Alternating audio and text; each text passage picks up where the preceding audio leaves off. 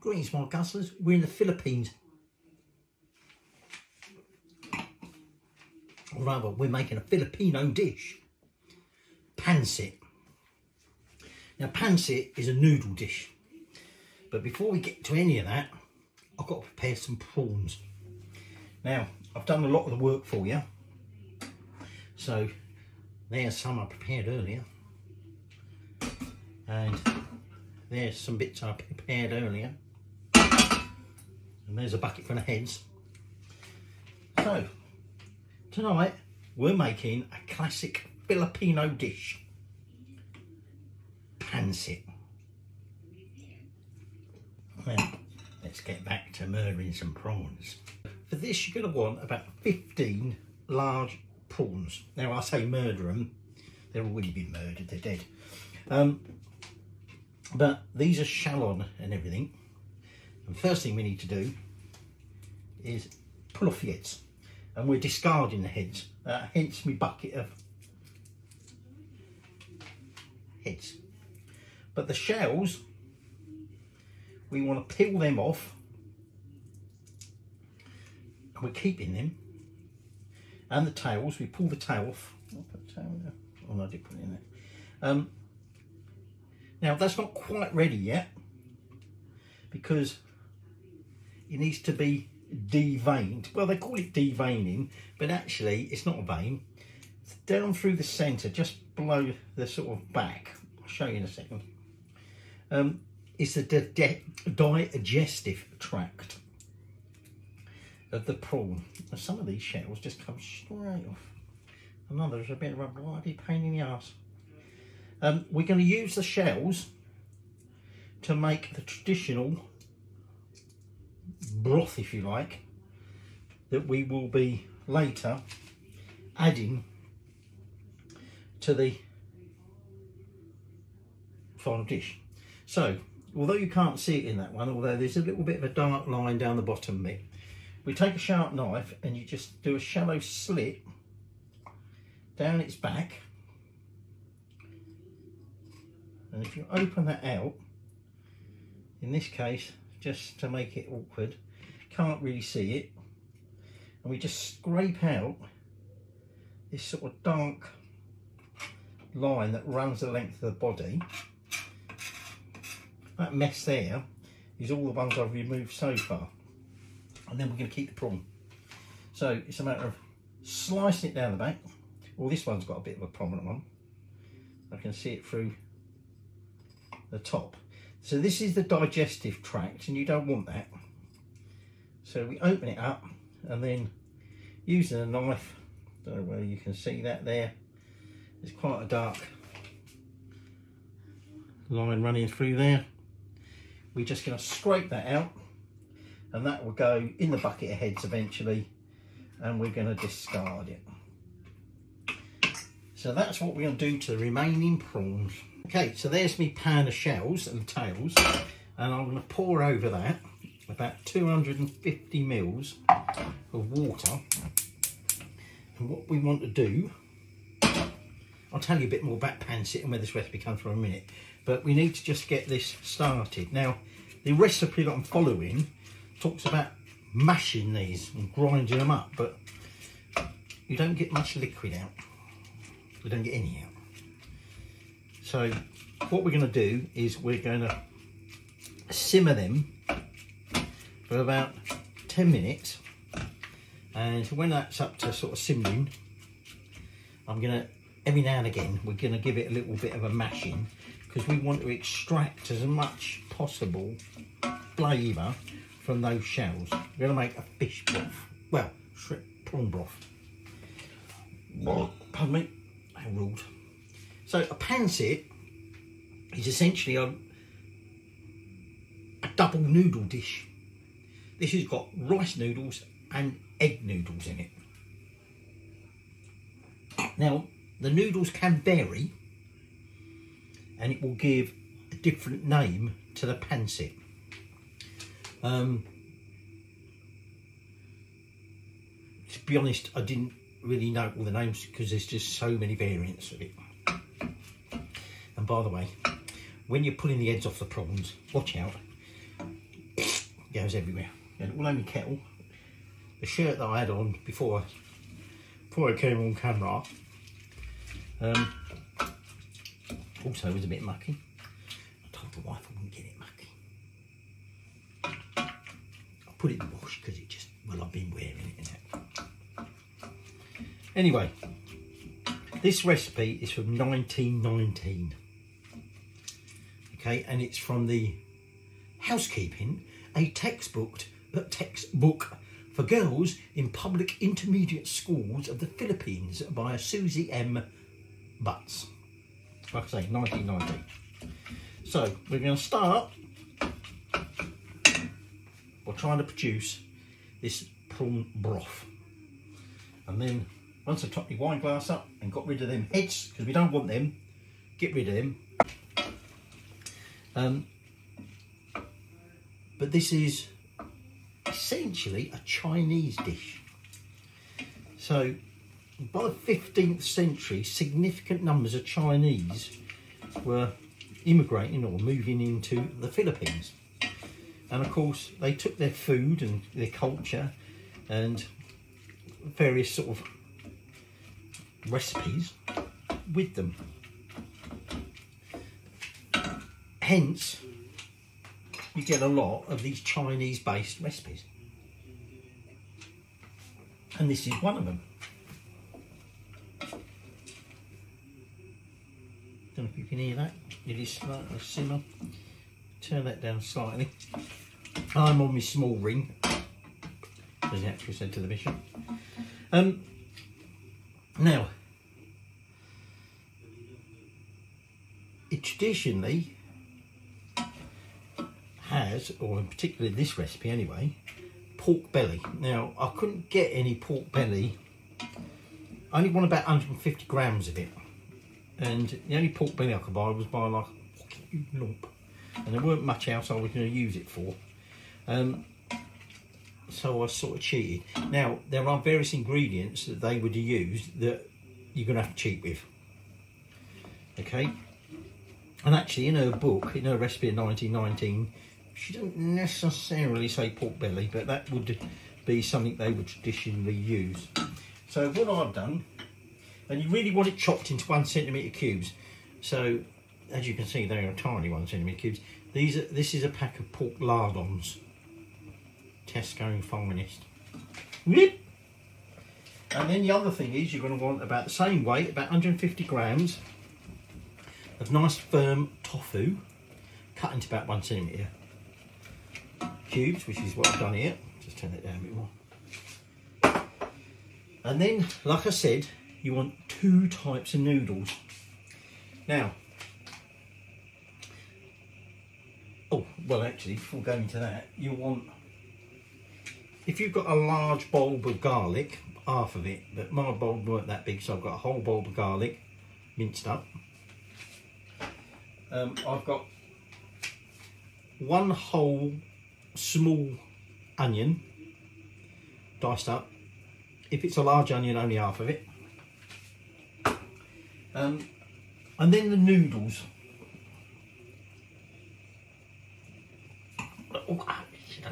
Rice noodles, rice vermicelli noodles.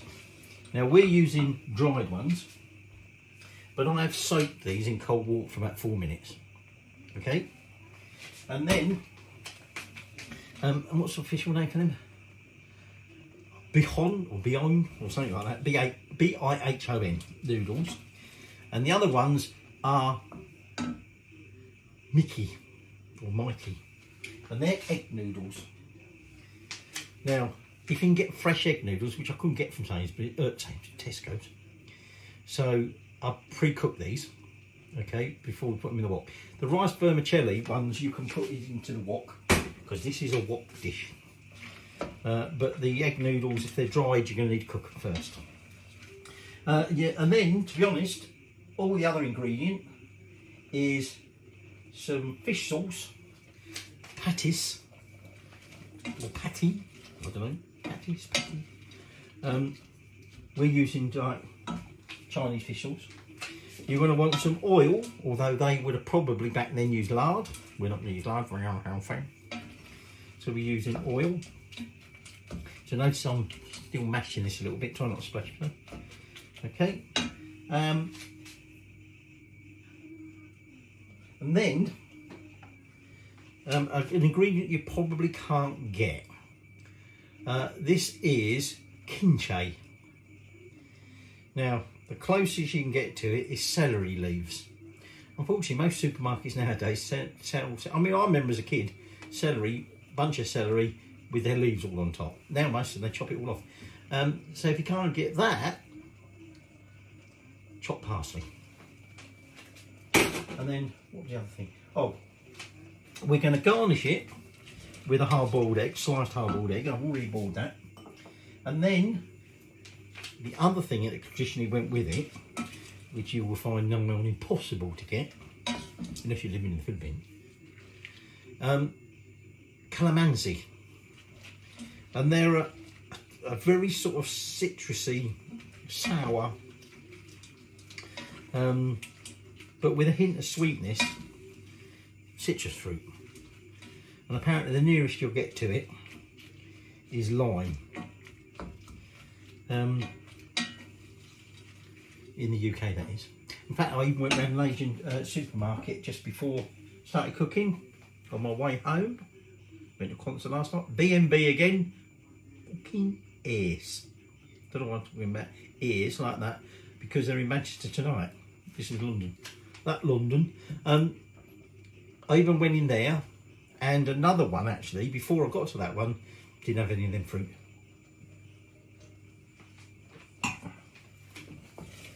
So, that's your ingredients. Oh, and obviously your prawns. Now, traditionally, this is cooked in a wok-off big wok, known as a karahi, or something like that. Right, that's that done. So what we want to do now is strain that, because we don't want all them bits in there. We just want that lovely broth that we just made. And that will go in to our final, not into our final wok, into the wok in the final stages.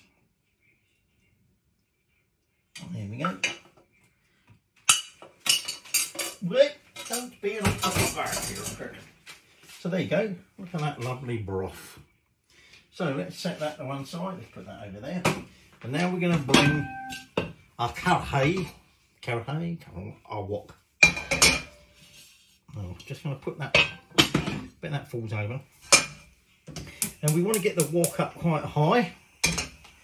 And we want to add some oil, about 2 tablespoons of lard or oil. There you go, look, that's lard, liquid lard.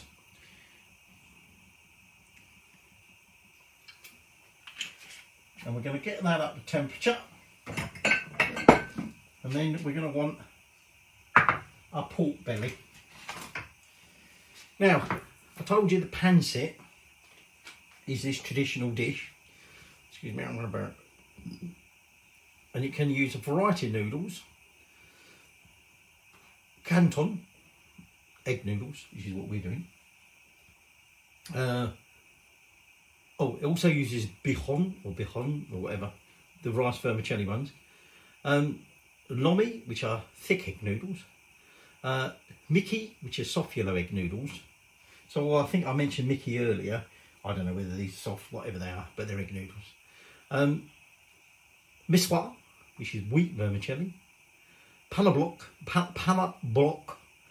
which is yellow cornstarch noodles. Santajon, which are glass noodles, which actually these rice vermicelli look like that. And udon, which are yellow flour noodles. But anyway, that aside, the way we cook it, the type of noodles, give it a different name.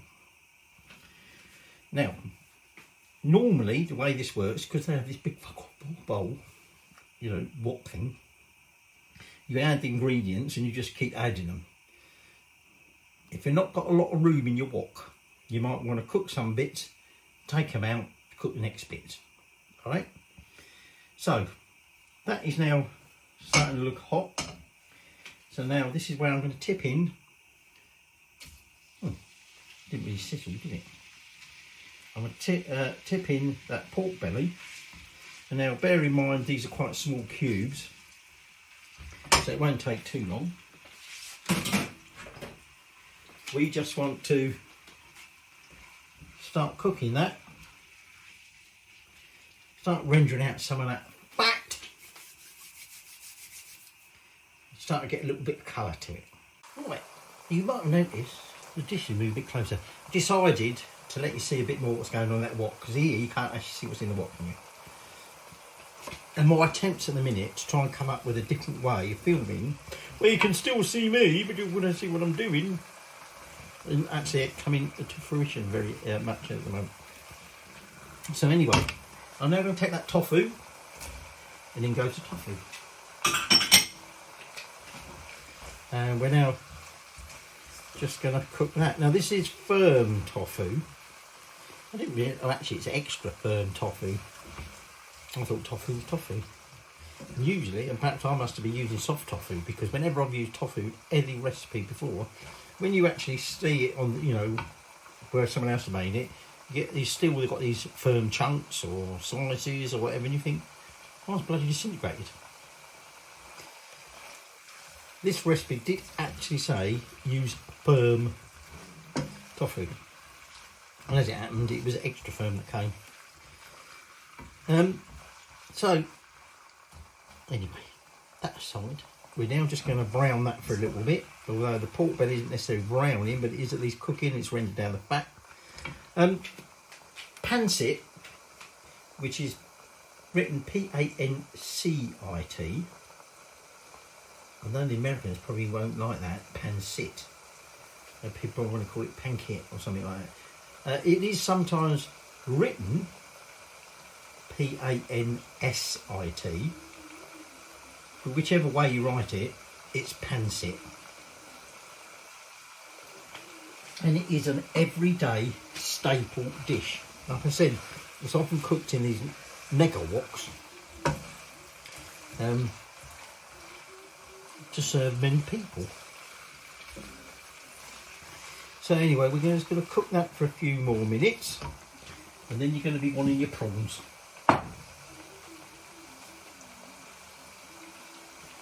And I'm getting through that wine rather quickly. And I've got to be careful now, because I said about the wife, she don't know watching this. So when I said that, she said, I'm watching it now. And I said, which part are you up to then? Oh, only the first part just started. But she'd now watched them all. So she knows what I'm doing. I spilt the wine, darling. I lost over half a bottle.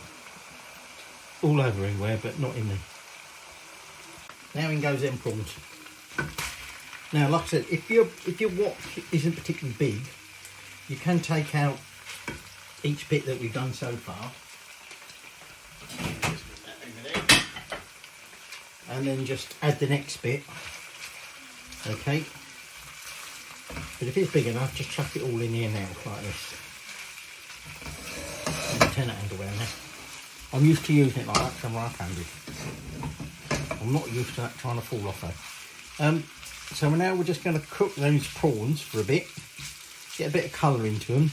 We don't need to worry about thoroughly cooking them, because this isn't the final cooking stage. Oh me. The next thing you're going to need, and I might actually scoop that out, then I'm going to cook my onion and my garlic. So not only is this an everyday dish, but it's also typically served at festivals, parties, birthdays, things like that. And sometimes if you go to a Chinese restaurant, because remember this is Chinese based, they talk about having birthday noodles. That's a pancit. Okay. And when it comes to birthdays, they will traditionally use the longer noodles, because symbolically, it's your birthday, you want to live a long life, so you have long noodles. All that lot is in there, and I'm now taking the onion. I'm putting that in the remaining oil and the garlic. And we now just want to cook that for a bit until they start getting a bit of colour to them.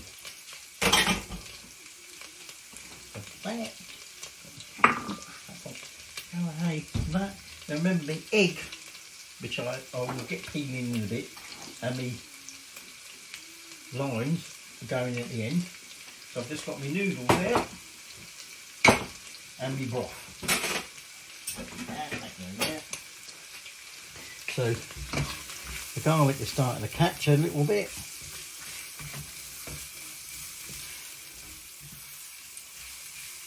So really, I've bored you with all the history, if you like. Pancit, yeah. Oh, now we're just going to have it as it is. But quite often it will be served with rice or a bread, the type of bread known as a pandasol, I don't know, or puto, or pato, I don't know, pato, P-U-T-O, steamed rice cakes. But we're not, we're just going to have it as is. So this is starting to get a little bit of colour to it. And so, at which point, I'm now going to turn the heat down to about medium, low to medium. Remember I'm on a big ring now, so I've got to be a bit more careful. And we're now just going to tip. I'm going to tip that everywhere else.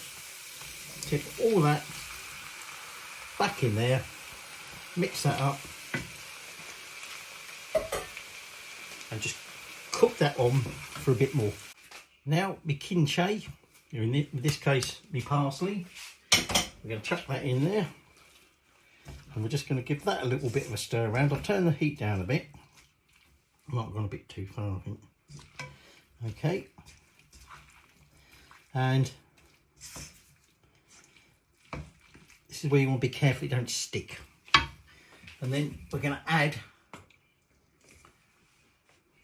let me just check that. Yeah. This is where we're going to take our patis or patty or whatever it is, our fish sauce, and you want about 1 tablespoon of that. Okay, so there's our, don't live there. I'm trying to do the white there, I'm trying to put things where they don't live. So I'm just going to stir that in and let that warm up. Now, depending on how much room you got in your karahi or your wok, depends on how now you might want to add your noodles. So we take some of these pre-soaked rice vermicelli noodles, put them on top. Take some of your egg noodles, which are sticky little fuckers, and we put them in there. And the idea being, we just want to give them a chance to start cooking. There's not a lot of liquid in there at the minute, okay, but we still got that broth to put in there, but we just want to heat them up a bit, and then I'll add in the rest of the noodles. Now, you may have noticed I moved it back over here again. That's simply because that's a little bit unstable, I don't know why. Anyway, just giving this a couple of stirs.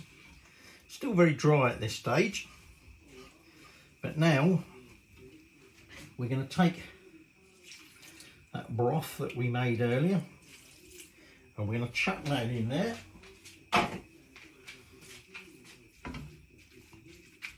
And at this point, we're just going to put it down on a nice low heat. I'm going to put that in there for now. And I'm going to cover it. That's why you need a lid. And we're now going to let that simmer away for about 10 minutes. It gives plenty of time to prepare our garnish or accompaniment, if you like. So although you can't really see now, move the wok over, I've peeled my onion. I'm just going to slice up my hard-boiled egg, which is trying to fall apart. I didn't obviously chill this down quick enough after I boiled it because it was a bugger to peel. If you chill it right down really quickly, it peels a lot easier, and that sort of membrane underneath the shell comes off really easy. And then I'm going to take my citrusy fruit and I'm just going to slice that up. Oh dear, dry throat, better have a drink. And so I'm just slicing that, and then we're just waiting on that to be cooked.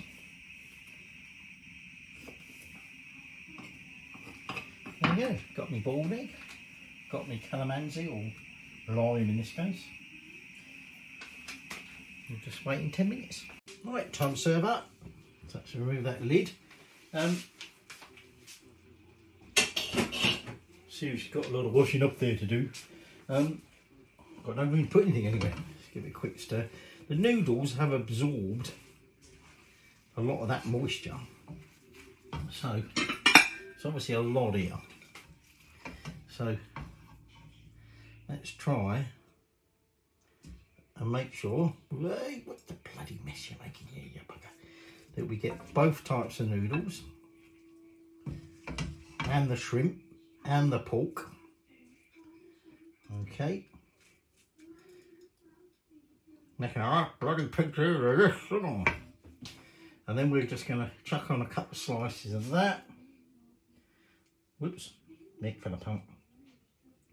A couple of bits of the egg. And there we go.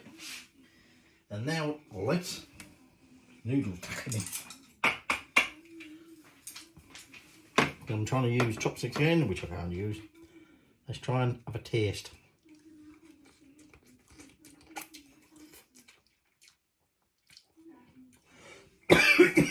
Excuse me.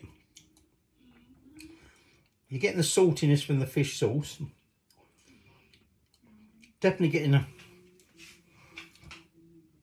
the old fishy flavour from the prawn broth, if you like.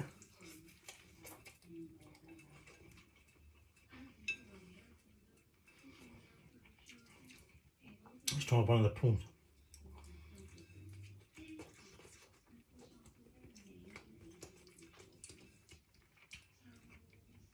There's a bit of a sweetness there, hint of saltiness.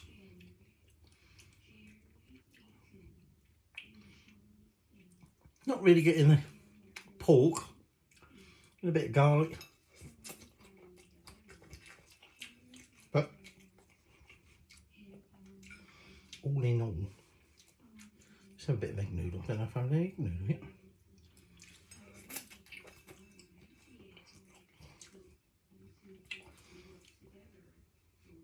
All in all, a very, very tasty dish. Pancit from the Philippines.